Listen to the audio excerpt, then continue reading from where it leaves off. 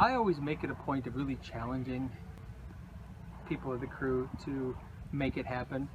And this is a good example of that. We're in a yard where there's no easy place to put the equipment pad and nowhere large enough to build a large equipment pad, and yet we have so much going on. And it's a very organic process of figuring it out. And here's what happens when you have so many features. Each of the waterfall, it doesn't have just one port of entry. We have 4 or 5 different places that water's feeding into the waterfall, and we need to control those all independently.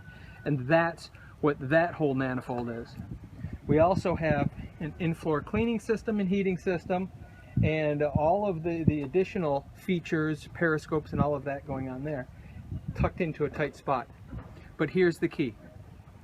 If you oversize the plumbing, then it's okay to go crazy with the plumbing.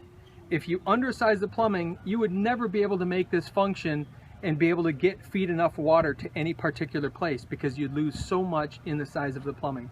So what we make sure we do is always oversize on our suction side and on our return side, so that we have plenty of water, that no matter how we manifold and how we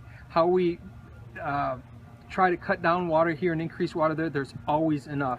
And this is the net result. That this is Mark pulling off a miracle with as little amount of space as we had here to make it all happen, and still keep it tucked in and hidden behind here so that it's not extending out. We could have extended the pad farther that way, and then we would have had a visual issue with a lot of this stuff going on the front side.